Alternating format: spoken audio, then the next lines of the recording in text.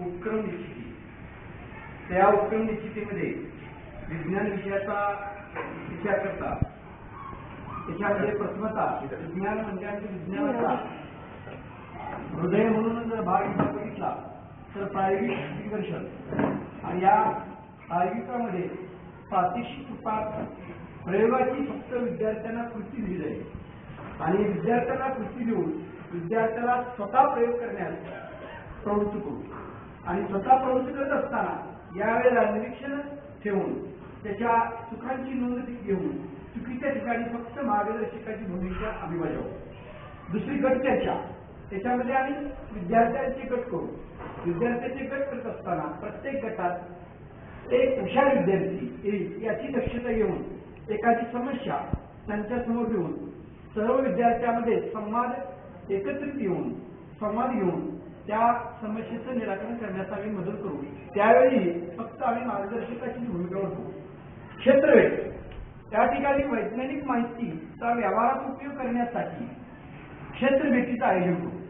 क्षेत्रभेटीचे आयोजन करत असताना विद्यार्थी कोणत्या विभागात आहे, ग्रामीण विभागात आहे का शहरी विभागात आहे याची दक्षता घेऊन त्याच्या दैनंदिन व्यवहारामध्ये उपयोगी असणाऱ्या काही क्षेत्रभेटींचं नियोजन करून उदाहरणार्थ दूध डेअरी, पाणी शुद्धीकरण प्रकल्प, शेतीमध्ये असणारा क्षारपड जमिनीचा प्रकल्प, अशा औषधी वनस्पतींचा प्रकल्प, आजीचा वाटवा या नावाखाली अशा क्षेत्रभेटीचं आयोजन करून विद्यार्थ्यांना जेणेकरून वैज्ञानिक माहिती घेऊन तिचा व्यवहारात उपयोग करण्यासाठी त्यांना प्रवृत्त करू.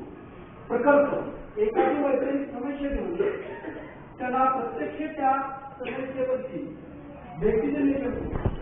भेटीचे नियोजन केल्यानंतर त्या ठिकाणी विद्यार्थ्यांनी भेटीचे प्रमाणे वेळापत्रकाच्या प्रत्येक गोष्टीप्रमाणे त्या ठिकाणी माहिती घेऊन त्या ठिकाणी हा प्रकल्प राबवून त्याच्यावर वैज्ञानिक माहितीवर त्या ठिकाणी घेऊन आपण समस्या सोडवण्याचा प्रयत्न करू.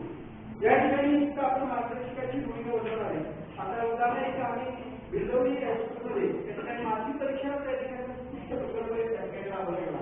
त्याच्यामध्ये पुण्याचे विद्यालयामार्फत सर्व विद्यार्थ्यांना त्या ठिकाणी मातीमध्ये असणारे घटक याची माहिती सविस्तर द्यायचा प्रयत्न याची काही प्रकल्प आम्ही राबवला. त्यानंतर प्रश्नमंजुषा. विद्यार्थी चालता बोलता या कार्यक्रमाप्रमाणे प्रश्नमंजुषा कार्यक्रम घेऊन त्याच्यामध्ये व्यक्तिमत्वाचा विकास साधण्याचा प्रयत्न केला जातो. ज्यावेळेला एखाद्या वक्तृत्व ज्याचं कौशल्य चांगलं असतं त्यावेळेला त्याच्या व्यक्तिमत्वावर प्रभाव पडणार हा घटक विज्ञानाच्या सहाय्यानं भाषेविषयी संबंधित आपण साखळी मांडून त्या ठिकाणी प्रश्नमंजुषा देऊन वैज्ञानिक काही घडामोडींचा या ठिकाणी त्याला आपण ज्ञानाचा प्रयोग करू. त्यानंतर विज्ञान प्रदर्शन.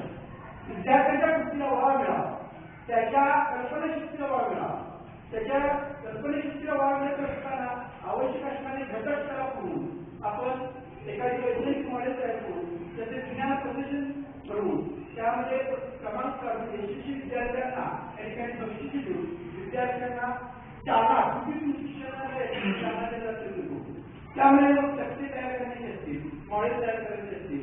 त्याच पद्धतीनं परिसरात काही अशा वैज्ञानिक काही घटना घडत असतात. त्या परिसरात घडणाऱ्या वैज्ञानिक घटनेशी संबंध साधण्याच्या दृष्टिकोनातून इंटरनेट असेल, इंटरनेटची सुविधा उपलब्ध करून देऊ. त्यात ती होत नाही तर मासिक असतील, वर्तमानपत्र असतील, या वर्तमानपत्रातल्या वैज्ञानिक माहितीचा संग्रह तयार करून त्या ठिकाणी त्याला वैज्ञानिक दृष्टिकोन निर्माण करता येईल. या ठिकाणी वैज्ञानिक दृष्टिकोन निर्माण करत असताना अंधश्रद्धा किंवा इतर काही दैनंदिन व्यवहारामध्ये बाधा असणाऱ्या घटनाला तो विरोध करू शकेल असा विद्यार्थी आपल्याला तयार करता येईल. उदाहरण अशा पद्धतीने विज्ञान छंद मंडळ आपण तयार करू, त्याच्यामध्ये काही वैज्ञानिक माहितीचे लेख तयार करू. या ठिकाणी आपल्याला वर्तमानपत्रकाच्या सहाय्यानं नेमकी ताजी जी काही वैज्ञानिक शोध असतील याची त्याला माहिती करून देता येईल. अशा पद्धतीने आम्ही केलेला एक आमच्या शाळेमध्ये प्रकल्प केला जेणेकरून त्याला राज्याला प्रथम बक्षीस मिळालं. म्हणजे अशा पद्धतीने आपण या ठिकाणी माहिती वर्तमानपत्राची काही आपण या ठिकाणी सुधारित काय असणारी माहिती घेऊन आपल्याला विद्यार्थ्याला वैज्ञानिक या ठिकाणी जाती निर्माण करण्याचा प्रयत्न करण्यासाठी अशा अनेक आम्हाला उपक्रम घेतले. त्या आम्हाला वेळेचं या ठिकाणी बंधन मिळावं असे काही आम्ही उपक्रम निश्चित केले आणि मला एक संधी दिली. त्याबद्दल मी गाजत राहायचं शक्य आव्हान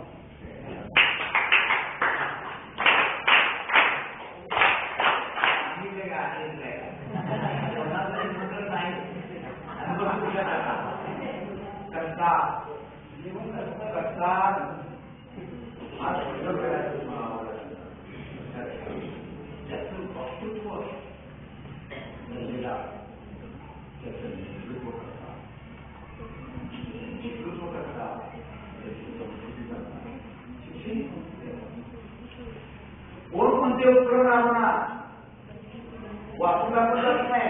जर उत्तर तुम्ही वर्गामध्ये दाखवले तर वर्ग तो पाहिला का शेतकऱ्याच्या विचार वेळ येतो आणि ती दिल्यानंतर होती गाडीमध्ये बघायला आठवड्याला मुलीने तुमच्या पुढे होतं मला नाही पहिला काय सांगायचं 4-7 लाख काय सांगायला आणि त्या उपक्रमाची आता मात्र अभिनंदन काय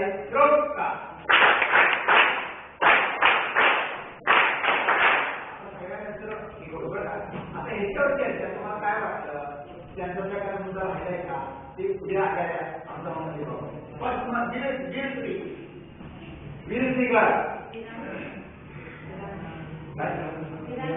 सॉरी विरांना काय मिळते काही विरांना माहिती म्हणतो वीरश्री चला तुमचा कॅप्टन कोण आहे पटकन उठायचं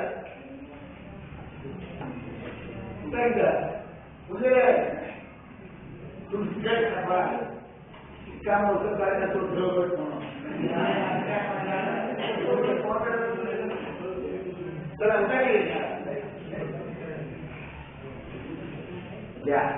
विरांना विजयाचं नाव सांगा विरांजना नावाचे शिक्षक म्हणून परीक्षेसाठी तर याच्यामध्ये आपल्याला काही मुद्दे सांगितले आहेत. वर्गातील विद्यार्थ्यांची उपस्थिती आणि काम लक्षपूर्वक पाहिलं पाहिजे. वेगवेगळं असतील तर विद्यार्थी त्यांच्यासाठी त्यामागचं कारण शोधलं पाहिजे. अध्यापन केलेला मुद्दा विद्यार्थ्यांना खूपच समजदारी मूल्यवान म्हणून आणून ठरवलं पाहिजे.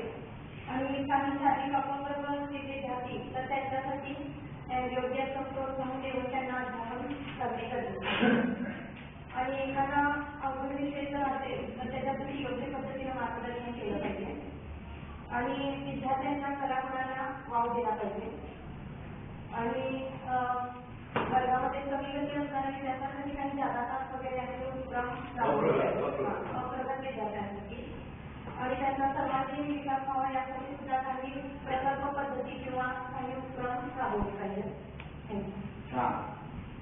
शांतता मनावर अवलंबून असते आणि सात्विकता वृत्तीतच असते. जरा थोडी वृत्ती कधी आला या पुढच्या वेळेला मात्र आला गट जिथं आता काय होऊ तुम्हाला शकत नाही कोण ठेवलं म्हणजे सर किंवा म्हणते बघा काय काय काय नंतर पद्मभूषण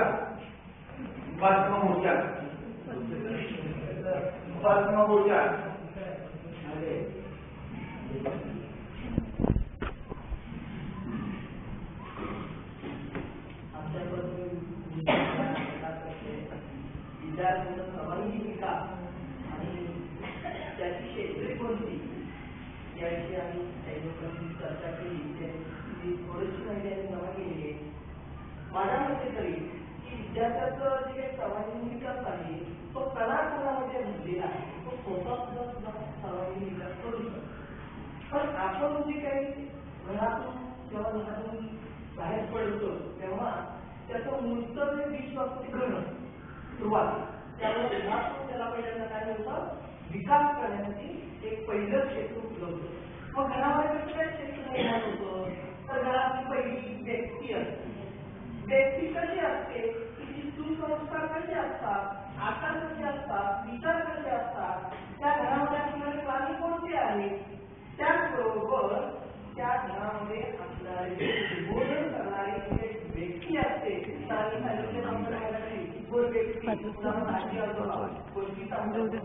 एक प्रकारचं सर्वांगीण क्षेत्र होऊ शकतं. त्यानंतर तुमचं क्षेत्र महत्वाचं येतं तसं जसा वाढ होईल त्याप्रमाणे शाळा एक क्षेत्र सर्वांगीण विकासाचं करू शकतो. त्या शाळेमधला शिक्षक शिक्षिकेतर कर्मचारी त्याचबरोबर शाळेचा दर्जा कसा आहे किंवा त्या शाळेमध्ये येणारे वर्तमानपत्रे कशी आहेत त्या शाळेमध्ये भूतपूर्व शिक्षक कोण आहे त्याला मदत करणारे शिक्षक कोण आहे कर्मचारी कोण आहे त्याचे मित्र कोण आहे त्याचाच बघा मुलावरती सर्वांना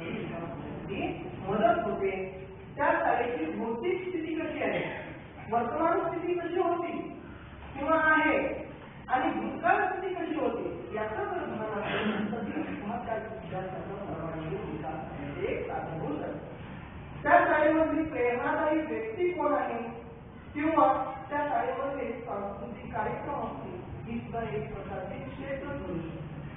शाळा झाल्यानंतर त्या शाळेतून बाहेर पडल्यानंतर त्याला घडवणारा दुसरा जो किंवा सर्वांगीण विकासाची मदत करणारा घटक असतो समाज. त्या समाजामध्ये वेगवेगळ्या प्रकारचे सण असतात, उत्सव असतात, दोन व्यक्तींचे कार्यक्रम घेतले जातात. समाजामधून असते किंवा शाळेमधून असते. जयंती असतात, पुण्यतिथी असतात, वेगवेगळ्या प्रकारच्या स्पर्धा असतात. मग त्या गमतीची शिशीर असते किंवा स्पर्धात्मक म्हणजे नॉलेजवर असते. समाजातील आधुनिक तंत्रज्ञान कोणकोणतं आलेलं आहे, कोणकोणतं निर्माण करू शकेल, त्याचा उपयोग काय, या सगळ्यांचा सर्वांगीण विकासासाठी त्याला मदत होऊ शकते. याचबरोबर या समाजामध्ये कोणकोणत्या श्रद्धा बाळगल्या जातात, कोणकोणत्या अंधश्रद्धा बाळगल्या जातात, या सगळ्यांचा त्याच्या मनावरती, त्याच्या जीवनावरती, त्याच्या कृतीवरती सर्वांचा परिणाम उमटत असतो आणि त्याच्याचा त्याचा विकास होतो.